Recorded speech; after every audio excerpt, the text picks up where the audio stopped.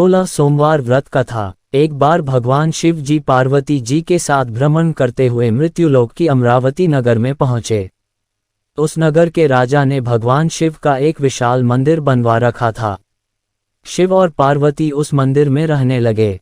एक दिन पार्वती ने भगवान शिव से कहा, हे प्राणनाथ, आज मेरी चौसर खेलने की इच्छा हो रही है। पार्वती की इच्छा जानकर शिव पार्वती के साथ चौसर खेलने बैठ गए।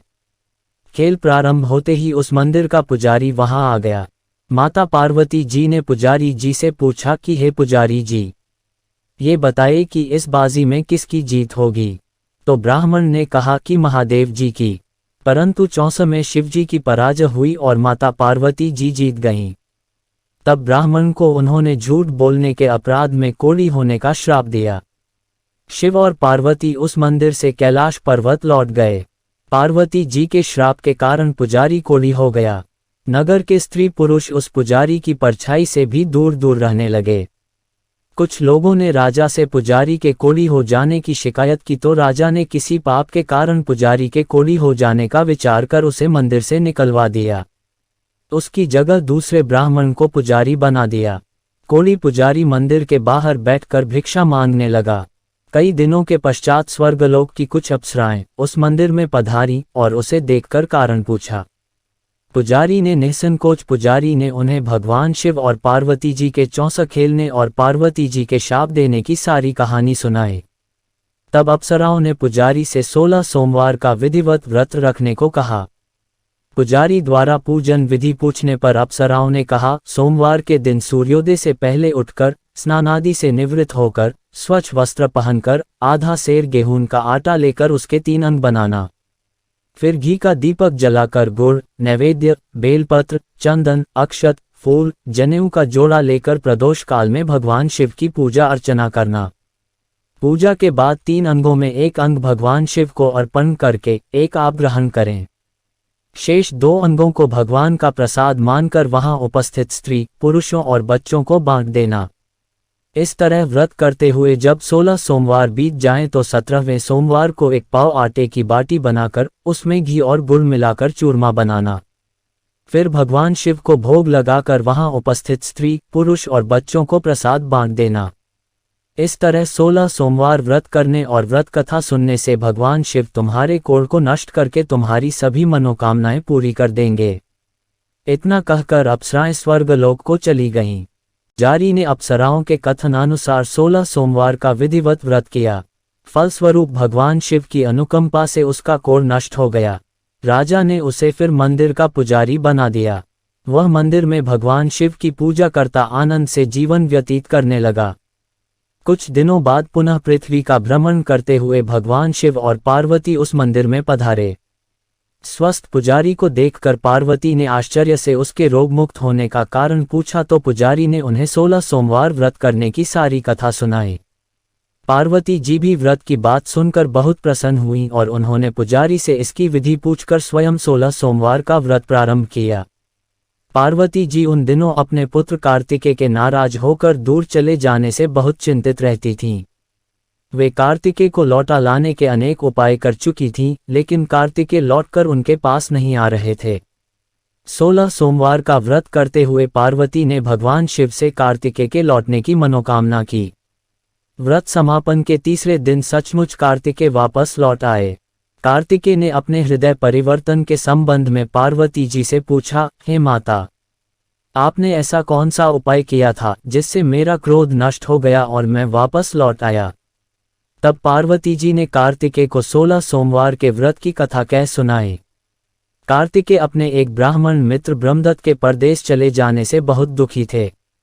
उसको वापस लौटाने के लिए कार्तिकेय ने 16 सोमवार का व्रत करते हुए ब्रह्मदत्त के वापस लौट आने की कामना प्रकट की। व्रत के समापन के कुछ दिनों के बाद मित्र लौट आया। ब्राह्मण ने कार्तिकेय से कहा, प्रिय मित्र, तुमने ऐसा कौन सा उपाय किया था जिससे परदेश में मेरे विचार एकदम परिवर्तित हो गए और मैं तुम्हारा स्मरण करते हुए लौट आया। कार्तिकेय ने अपने मित्र को भी 16 सोमवार के व्रत की कथा विधि सुनाई। ब्राह्मण मित्र व्रत के बारे में सुनकर बहुत खुश हुआ। उसने भी व्रत किया। 16 सोमवार व्रत का समापन करने के बाद ब्रह्मदत्त विदेश यात्रा पर निकला। वहां नगर के राजा राजा हर्षवर्धन की बेटी राजकुमारी गुंजन का स्वयंवर हो रहा था। वहां के राजा ने प्रतिज्ञा की थी कि एक हथिनी यह माला जिसके गले में डालेगी वह अपनी पुत्री का विवाह उसी से करेगा। ब्राह्मण भी उत्सुकतावश महल में चला गया। वहां कई राज्यों के राजकुमार बैठे थे। तभी एक सजी धजी हथिनी सूंड में जयमाला लिए वहां आई। हथिनी ने ब्राह्मण के गले में जयमाला डाल दी। फलस्वरूप राजकुमारी का विवाह ब्राह्मण से हो गया। एक दिन उसकी पत्नी ने पूछा, हे प्राणनाथ, आपने कौन सा शुभ कार्य किया था जो उस हथिनी ने राजकुमारों को छोड़कर आपके गले में जयमाला डाल दी? ब्राह्मण ने 16 सोमवार व्रत की विधि बताई। अपने पति से 16 सोमवार का महत्व जानकर राजकुमारी ने पुत्र की इच्छा से 16 सोमवार का व्रत किया। निश्चित समय पर भगवान शिव की अनुकंपा से राजकुमारी के एक सुंदर, सुशील व स्वस्थ पुत्र पैदा हुआ। पुत्र का नामकरण गोपाल के रूप में हुआ। बड़ा होने पर पुत्र गोपाल ने भी मां से एक दिन प्रश्न किया कि मैंने तुम्हारे ही घर में जन्म लिया, इसका क्या कारण है? माता गुंजन ने पुत्र को 16 सोमवार व्रत की जानकारी दी। व्रत का महत्व जानकर गोपाल ने भी व्रत करने का संकल्प किया। गोपाल जब 16 वर्ष का हुआ तो उसने राज्य पाने की इच्छा से 16 सोमवार का विधिवत व्रत किया। व्रत समापन के बाद गोपाल घूमने के लिए समीप के नगर में गया। वहां के वृद्ध राजा ने गोपाल को पसंद किया और बहुत धूमधाम से अपनी पुत्री राजकुमारी मंगला का विवाह गोपाल के साथ कर दिया। 16 सोमवार के व्रत करने से गोपाल महल में पहुंचकर आनंद से रहने लगा। 2 वर्ष बाद वृद्ध राजा का निधन हो गया तो गोपाल को उस नगर का राजा बना दिया गया। इस तरह 16 सोमवार व्रत करने से गोपाल की राज्य पाने की इच्छा पूर्ण हो गई। राजा बनने के बाद भी वह विधिवत 16 सोमवार का व्रत करता रहा। व्रत के समापन पर 17वें सोमवार को गोपाल ने अपनी पत्नी मंगला से कहा कि व्रत की सारी सामग्री लेकर वह समीप के शिव मंदिर में पहुंचे। आज्ञा का उल्लंघन करके सेवकों द्वारा पूजा की सामग्री मंदिर में भेज दी। स्वयं मंदिर नहीं गई। जब राजा ने भगवान शिव की पूजा पूरी की तो आकाशवाणी हुई, हे राजन, तेरी रानी ने 16 सोमवार व्रत का अनादर किया है, सो रानी को महल से निकाल दे, नहीं तो तेरा सब वैभव नष्ट हो जाएगा। आकाशवाणी सुनकर उसने तुरंत महल में पहुंचकर अपने सैनिकों को आदेश दिया कि रानी को दूर किसी नगर में छोड़ाओ। सैनिकों ने राजा की आज्ञा का पालन करते हुए उसे तत्काल उसे घर से निकाल दिया। रानी भूखी प्यासी उस नगर में भटकने लगी। रानी को उस नगर में एक बुढ़िया मिली। वह बुढ़िया सूत काट कर बाजार में बेचने जा रही थी, लेकिन उस बुढ़िया से सूत उठ नहीं रहा था। बुढ़िया ने रानी से कहा, बेटी, यदि तुम मेरा सूत उठाकर बाजार तक पहुंचा दो और सूत बेचने में मेरी मदद करो तो मैं तुम्हें धन दूंगी। रानी ने बुढ़िया की बात मान ली, लेकिन जैसे ही रानी ने सूत की गठरी को हाथ लगाया तभी जोर की आंधी चली और गठरी खुल जाने से सारा सूत आंधी में उड़ गया। बुढ़िया ने उसे फटकार कर भागा दिया। रानी चलते चलते नगर में एक तेली के घर पहुंची। उस तेली ने तरस खाकर रानी को घर में रहने के लिए कह दिया, लेकिन तभी भगवान शिव के प्रकोप से तेली के तेल से भरे मटके एक एक करके फूटने लगे। तेली ने भी भागा दिया। भूखी प्यास से व्याकुल रानी वहां से आगे की ओर चल पड़ी। रानी ने एक नदी पर जल पीकर अपनी प्यास शांत करनी चाही तो नदी का जल उसके स्पर्श से सूख गया। अपने भाग्य को कोसती हुई रानी आगे चल दी। चलते चलते रानी एक जंगल में पहुंची। उस जंगल में एक तालाब था। उसमें निर्मल जल भरा हुआ था। निर्मल जल देखकर रानी की प्यास तेज हो गई।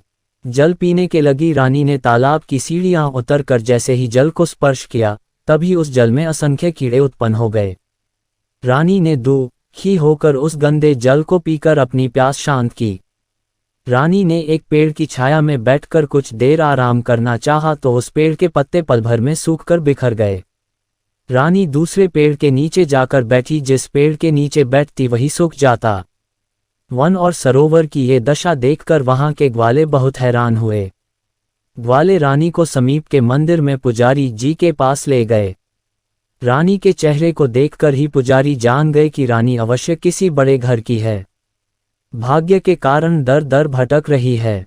पुजारी ने रानी से कहा, पुत्री, तुम कोई चिंता नहीं करो, मेरे साथ इस मंदिर में रहो, कुछ ही दिनों में सब ठीक हो जाएगा। पुजारी की बातों से रानी को बहुत सांत्वना मिली। रानी उस मंदिर में रहने लगी। रानी भोजन बनाती तो सब्जी जल जाती, आटे में कीड़े पड़ जाते, जल से बदबू आने लगती। पुजारी भी रानी के दुर्भाग्य से बहुत चिंतित होते हुए बोले, हे पुत्री, अवश्य ही तुझसे कोई अनुचित काम हुआ है जिसके कारण देवता तुझसे नाराज हैं और उनकी नाराजगी के कारण ही तुम्हारी ये दशा हुई है। पुजारी की बात सुनकर रानी ने अपने पति के आदेश पर मंदिर में न जाकर शिव की पूजा नहीं करने की सारी कथा सुनाई।